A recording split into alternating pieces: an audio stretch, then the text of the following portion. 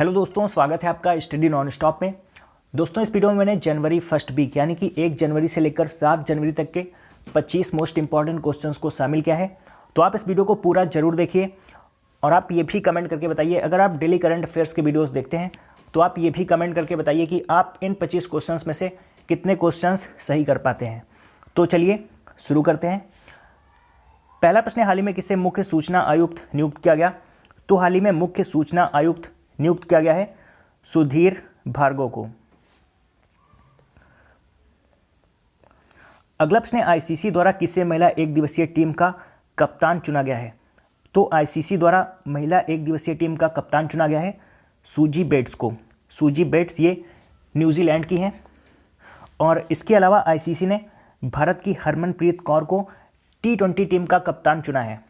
तो आईसीसी ने महिला एक दिवसीय टीम का कप्तान चुना है न्यूजीलैंड की सूजी बेट्स को और T20 टीम का कप्तान चुना है भारत की हरमनप्रीत कौर को।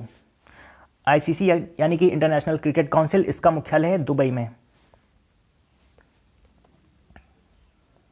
अगला प्रश्न, अंतर्राष्ट्रीय क्रिकेट परिषद द्वारा 2018 के लिए women cricketer of the year और women one day player of the year का खिताब किसे दिया गया? तो ये दिया गया है स्मृति मंथाना को। अगला प्रश्न, महिलाओं की राष्ट्रीय मुक्केबाजी चैंपियनशिप के तीसरे संस्करण की शुरुआत कहाँ हुई? तो महिलाओं की राष्ट्रीय मुक्केबाजी चैंपियनशिप के तीसरे संस्करण की शुरुआत हुई है कर्नाटक में। कर्नाटक के विजयनगर में इसकी शुरुआत हुई है। कर्नाटक के मुख्यमंत्री हैं HD कुमारस्वामी और कर्नाटक के राज्यपाल हैं वजुभाई वाला। अगला प्रश्न, हाल ही में किसे रेलवे बोर्ड के अध्यक्ष के रूप में नियुक्त किया गया? तो रेलवे बोर्ड के अध्यक्ष के रूप में नियुक्त किया गया है विनोद कुमार यादव को। अभी तक थे अश्वनी लोहानी, तो अब नए बन गए हैं विनोद कुमार यादव।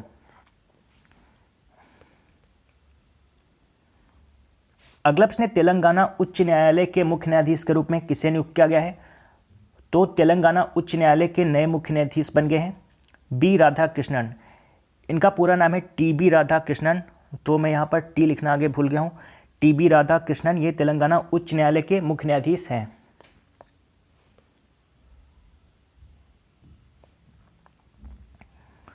अगला प्रश्न, राष्ट्रीय नृत्य शिरोमणि पुरस्कार किसे दिया जाएगा? तो राष्ट्रीय नृत्य शिरोमणि पुरस्कार दिया जाएगा आनंदिता नियोगी अनाम को। आनंदिता नियोगी अनाम, इन्हें दुनिया भर में कथक नृत्य को बढ़ावा देने के लिए इस पुरस्कार से सम्मानित किया जाएगा। अगला प्रश्न, किस राज्य के मुख्यमंत्री ने राज्य में चलाए जा रहे सभी बाल देखभाल संस्थानों यानी कि CCI यानी कि चाइल्ड केयर इंस्टीट्यूट का नाम बदलकर जगन्नाथ आश्रम करने की घोषणा की है? तो ये किया है हरियाणा के मुख्यमंत्री ने। हरियाणा में जितने भी बाल देखभाल संस्थान हैं उनका नाम बदलकर कर दिया जाएगा जगन्नाथ आश्रम।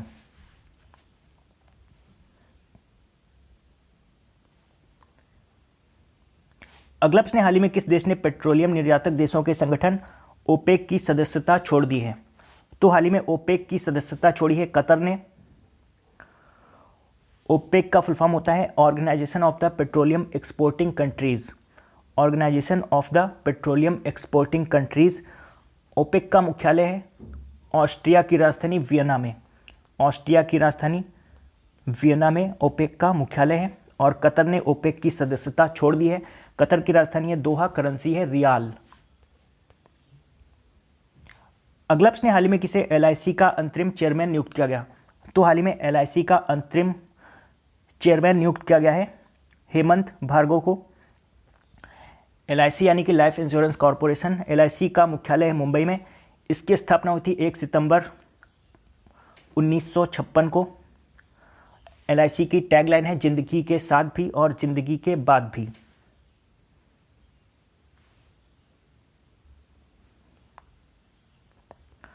अगला प्रश्न, इनमें से कौन से देश अब यूनेस्को के सदस्य नहीं हैं? तो इजराइल और USA, इन दोनों देशों ने यूनेस्को की सदस्यता छोड़ दी है। तो इसका सही आंसर है ऑप्शन डी, A और B दोनों। यूनेस्को का मुख्यालय है फ्रांस की राजधानी पेरिस में।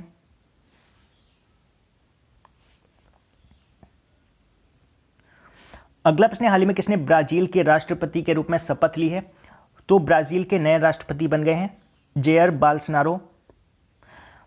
ब्राज़ील की राजधानी है ब्रासिलिया और करेंसी है रियल।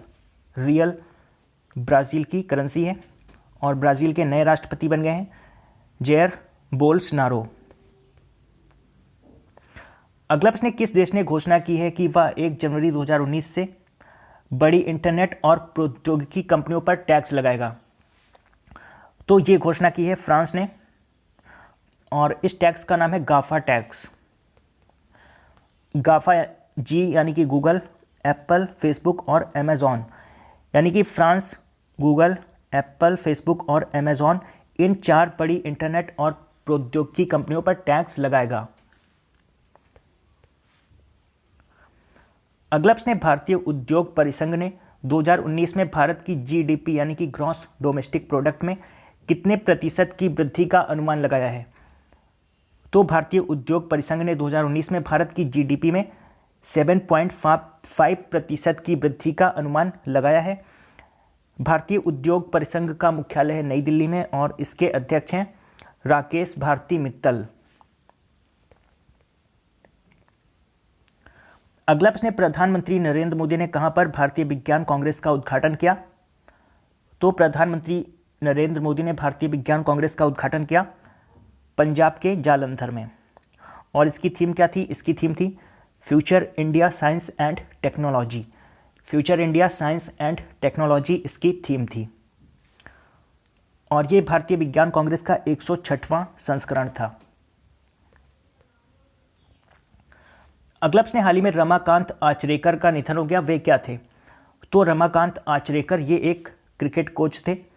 ये सचिन तेंदुलकर के क्रिकेट कोच थे और ये द्रोणाचार्य पुरस्कार और पद्मश्री पुरस्कार से सम्मानित थे। तो रमाकांत आचरेकर ये एक क्रिकेट कोच थे, इनका हाल ही में निधन हो गया।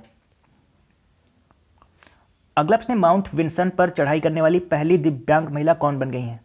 तो माउंट विंसन पर चढ़ाई करने वाली पहली दिव्यांग महिला बन गई हैं अरुणिमा सिन्हा। माउंट विंसन ये अंटार्कटिका महाद्वीप का सबसे ऊंचा पर्वत है और 2013 में अरुणिमा सिन्हा माउंट एवरेस्ट पर चढ़ने वाली विश्व की पहली दिव्यांग महिला बनी थी। तो अब ये माउंट विंसन पर चढ़ाई करने वाली पहली दिव्यांग महिला बन गई हैं।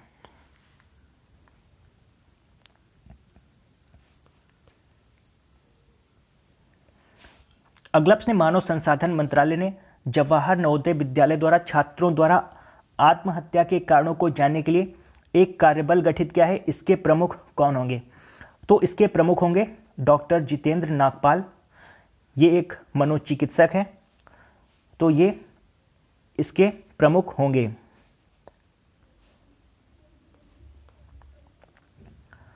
अगला प्रश्न, हाल ही में कहां पर विश्व पुस्तक मेले का उद्घाटन किया गया? तो हाल ही में विश्व पुस्तक मेले का उद्घाटन किया गया है नई दिल्ली में और मानव संसाधन विकास मंत्री प्रकाश जावड़ेकर ने इसका उद्घाटन किया है।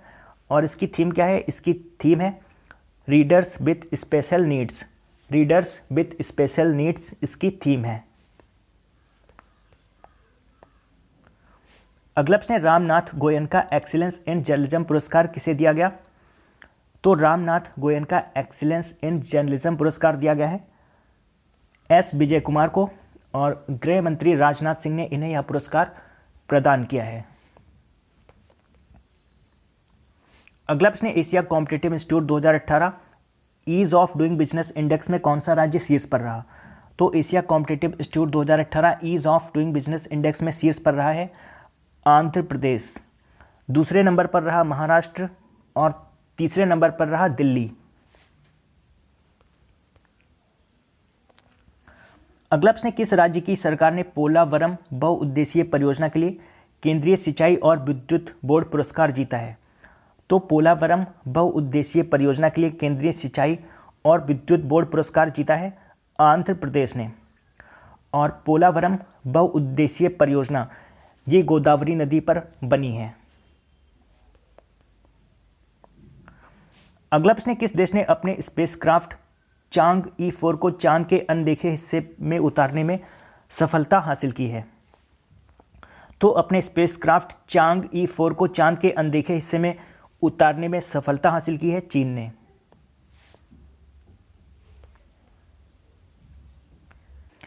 अगला प्रश्न है, आर्कियोलॉजिकल सर्वे ऑफ इंडिया के द्वारा हाल ही में कितने स्मारकों को संरक्षित और राष्ट्रीय महत्व के रूप में घोषित किया गया है? तो आर्कियोलॉजिकल सर्वे ऑफ इंडिया के द्वारा हाल ही में 6 स्मारकों को संरक्षित और राष्ट्रीय महत्व के रूप में घोषित किया गया है। और जिन 6 स्मारकों को घोषित किया गया है उनके नाम भी मैं आपको बता देता हूँ। पहला, महाराष्ट्र के नागपुर में स्थित ओल्ड कोर्ट बिल्डिंग को शामिल किया गया है। महाराष्ट्र के नागपुर में है ओल्ड कोर्ट बिल्डिंग, उससे शामिल किया गया है। दूसरा, ओडिशा के रानीपुर झारील में मंदिरों का समूह है, उसे शामिल किया गया है। तीसरा, राजस्थान के अलवर जिले में नीम राणा बावरी है, उसे शामिल किया गया है। चौथा, उत्तराखंड में पिथौरागढ़ जिले के कोताली में विष्णु मंदिर है, उसे शामिल किया गया है। और इसमें आगरा से 2 स्मारकों को शामिल किया गया है, आगा खान हवेली और हाथी खान हवेली। तो इन 6 स्मारकों को आर्कियोलॉजिकल सर्वे ऑफ इंडिया के द्वारा संरक्षित और राष्ट्रीय महत्व के रूप में घोषित किया गया है। आर्कियोलॉजिकल सर्वे ऑफ इंडिया का मुख्यालय है नई दिल्ली में। अगला प्रश्न है, राष्ट्रीय बाल विज्ञान कांग्रेस का 26वां संस्करण कहाँ आयोजित किया गया? तो ये आयोजित किया गया ओडिशा की राजधानी भुवनेश्वर में। और इसकी थीम क्या थी? इसकी थीम थी science, technology and innovations for clean, green and healthy Nations. Science, technology and innovations for clean, green and healthy Nations इसकी थीम थी।